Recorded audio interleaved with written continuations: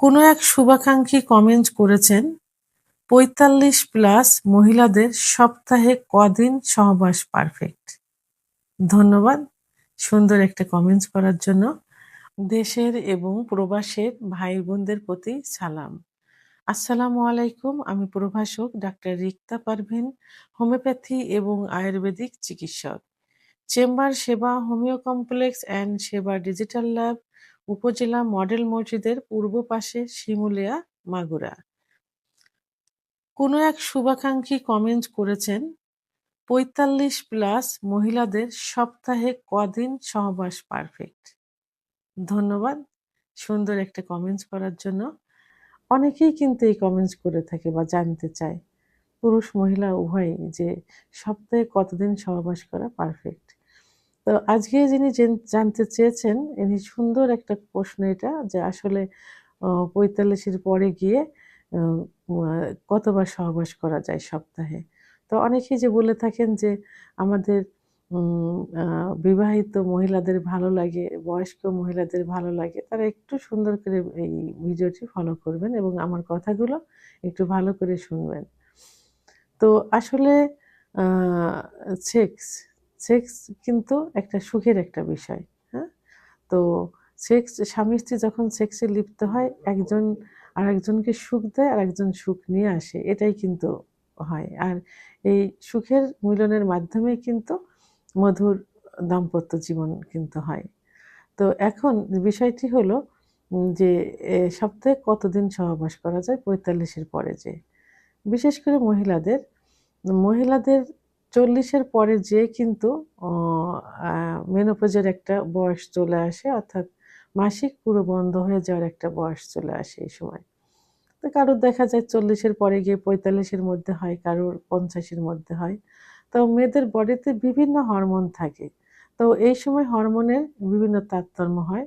যে তারতম্যের কারণেই কিন্তু এই সেক্সুয়াল সমস্যা হয়। তো এই সময় মহিলাদের বডিতে ইস্ট্রোজেন হরমোন কমতে থাকে। তো ইস্ট্রোজেন হরমোন স্বাভাবিক কমে গেলে কি হয়? সেক্সুয়াল কিন্তু অনীহা চলে আসে। পুরুষের শরীরে যেমন সেক্স হরমোন টেস্টোস্টেরন হরমোন কমে গেলে যৌন অক্ষমতা আসে, মহিলাদের ইস্ট্রোজেন হরমোন কমে গেলে যৌন অক্ষমতা আসে। তো এই সময় মহিলাদের এই হরমোনটা কমতে থাকে। এর কারণে দেখা যায় সহবাসের প্রতি অনীহা চলে আসে। যে কারণে অর্গাজম হয় না। অর্গাজম না হলে কামরস আসে না।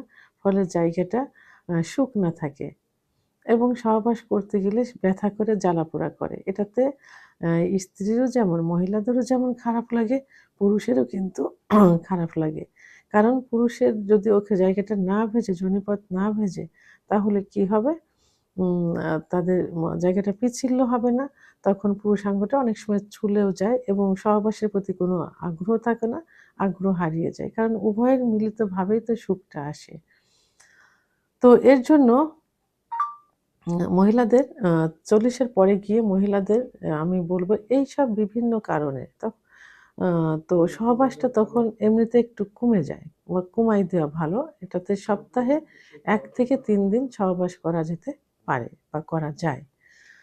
তো সেক্ষেত্রে আ চিকিৎসা নিতে হবে।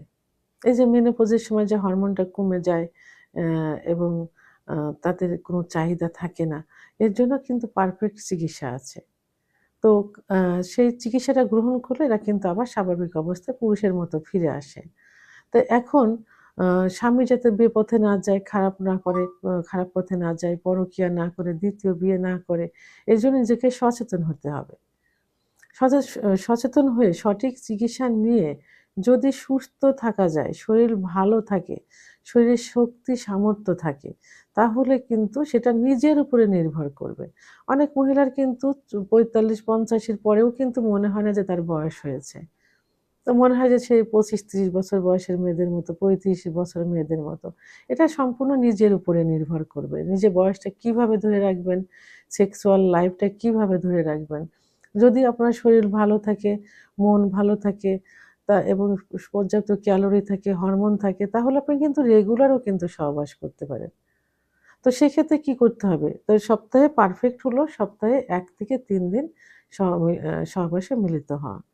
এরপরেও যদি মিলিত হতে চান বা চায়, তো সেক্ষেত্রে আপনাকে দুধ, ডিম, খেজুর, কাজু বাদাম, মধু, ঘি এবং সিজনালি সবজি, ফলমূল এগুলো পর্যাপ্ত পরিমাণে খেতে হবে। যাদের ডায়াবেটিস আছে তারা ডায়াবেটিস চার্ট ফলো করবেন এবং ডাক্তারের শরণাপন্ন থাকবেন। তো এখন প্রতিবার সহবাসের পূর্বে যদি আপনি ১ গ্লাস দুধ, শরবত, একটা ডিম, কলা খেয়ে নেন, এরপরে সহবাসের পরে যেয়ে যদি আবার এই খাবারগুলো খান, তাহলে যে ঘাটতিটা সেই ঘাটতিটা কিন্তু পূরণ হয়ে গেল। তাহলে আপনি 2nd টাইমে কিন্তু সহবাসে লিপ্ত হতে পারছেন। অর্থাৎ মাসে যদি ১ বার ২ বার অকেশনালি এভাবে রাত্রে ২-৩ বার লিপ্ত হতে চান, তাহলে এই খাবারের চার্টগুলো ফলো করলে সেটাও কিন্তু আপনি করতে পারেন। তাহলে আর আর রেগুলারলি সহবাস যদি সেটা কতবার সহবাস করবেন সেটা সম্পূর্ণ নির্ভর করবে আপনার শরীরের উপর। আপনার শরীরটা কেমন তার উপরে নির্ভর করবে যে আপনি কতবার সহবাস করতে পারবেন। আর মেডিকেল সায়েন্স অনুযায়ী নিজেকে ফিট রাখার জন্য, শরীর ভালো রাখার জন্য, কোনো রকম দুর্বলতা না হওয়ার জন্য সপ্তাহে ১ থেকে ৩ বার সহবাস করাই শ্রেষ্ঠ ও বলে মনে করা হয়। তো ভিডিওটি সম্পর্কে যদি কোনো মতামত থেকে থাকে অবশ্যই কমেন্টসের মাধ্যমে জানাবেন। আর ভিডিওটি ভালো লাগলে লাইক, কমেন্ট, সাবস্ক্রাইব করে আমার সঙ্গে থাকুন। আল্লাহ হাফেজ।